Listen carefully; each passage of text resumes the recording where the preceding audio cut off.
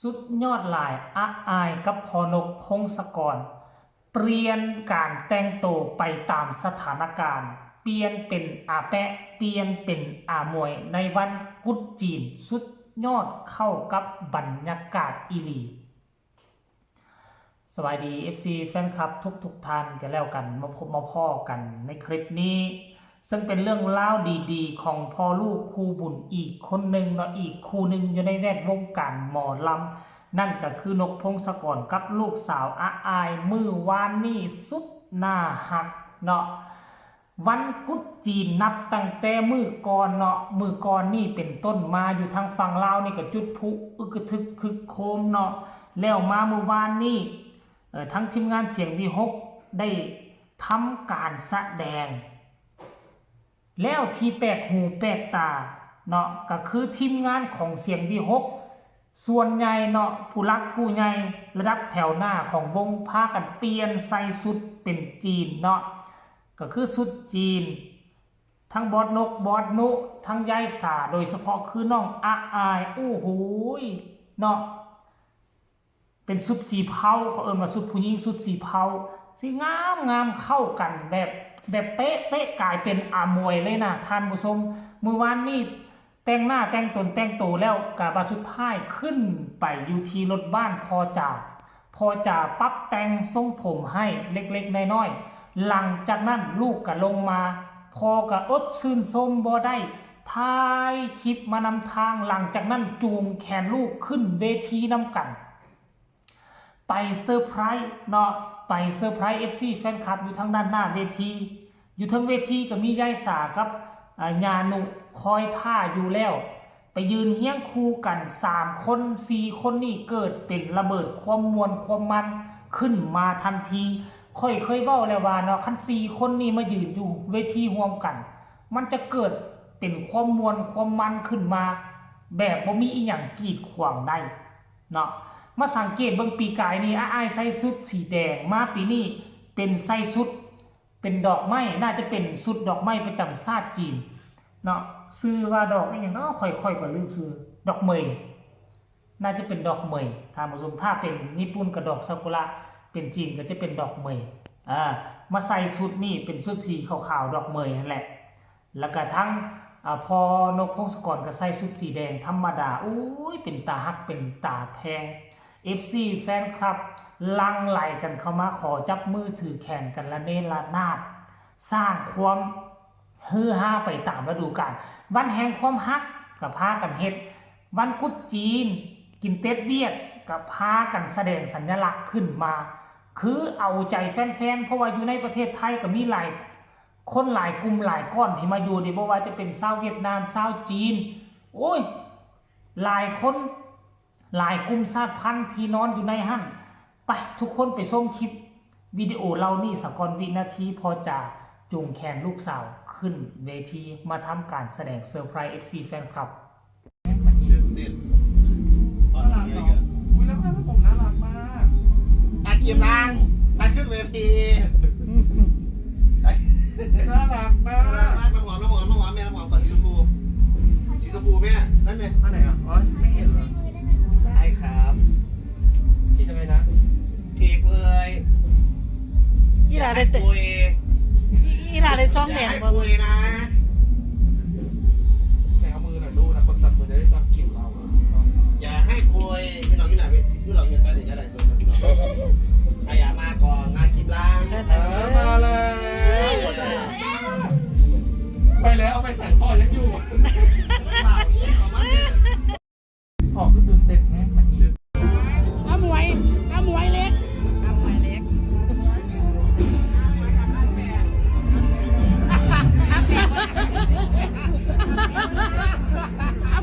อับแบะข้าวแกงเนี่ยถนนสวยจังเลย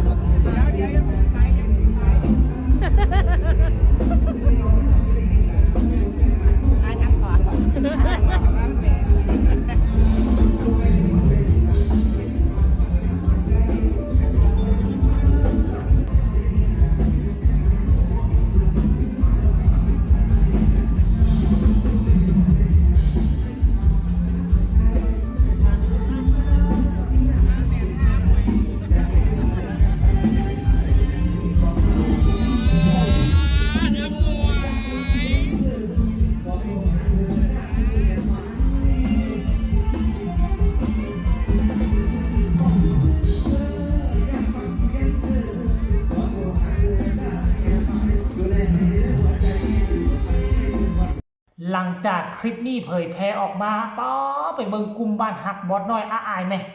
คนแซ่กันเต็มเลยผู้นี้ก็เอาลงผู้นั้นก็เอามาลงผู้นี้ก็แซ่ผู้นั้นก็แซ่ผู้ใดแซ่ไว้ยอดวิวก็ไหลลื่นกว่าหมู่ผู้ใดแซ่ซ่าก็เฮ็ดข่าวซ่าคือเจบ่ลาวนี่ก็สิค่อนข้างว่าคนบ่ค่อยเบิ่งปานใดเพราะว่าคนเบิ่งตั้งแต่เมื่อคืนนี้ไปแล้วท่านผู้ชมเนาะ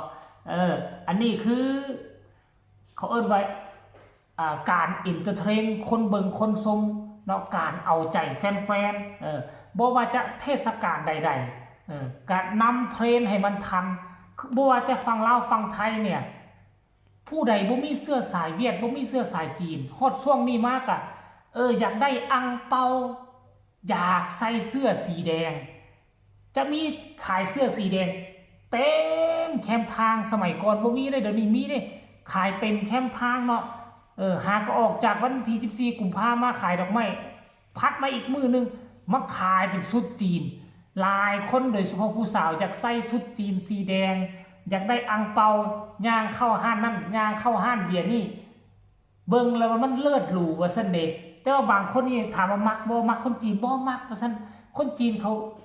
กินเหล้าเว้าดังว่าซั่นจังซี่ได้แต่ว่าฮอดกุดจีนมาน่ะอยากใส่ชุดสีแดงอยากถ่ายลงเฟซอยากมีอังเปาแล้วก็ถ่ายอ้างหมู่อยู่ในเฟซอยู่ในนั้นโอ้ยท่านผู้ชมอันนี้แหละคนเฮาก็ได้คือวัฒนธรรมจีนนี่มันได้แพร่ลามเข้ามาในประเทศอาเซียนของเฮาโดยที่บ่ฮู้โตและโดยที่บ่ฮู้โต10 ปีหลังไปนี่บ่ฮู้ได้บ่ฮู้กุดจอกกุดจีนยังกินกันอยู่ในเมืองใหญ่ๆเท่านั้นอยู่ทั้งประเทศลาวเดี๋ยวนี้ทุกยอมย่าอยู่บ้านนอกคอกนาก็ฮู้จักกุดจีนท่านผู้ชมเพราะว่ามีเฒ่าแก่จีนมาปลูกกล้วยปลูกมันปลูกอ้อยแล้วก็มีการให้อังเปาให้หงเปานะในช่วงกุดจีนในช่วงปีใหม่เขามันก็เลยแพร่หลายไปฮอดชนบทไปเลยนะท่านผู้ชมอยู่ทั้งพี่ก็ได้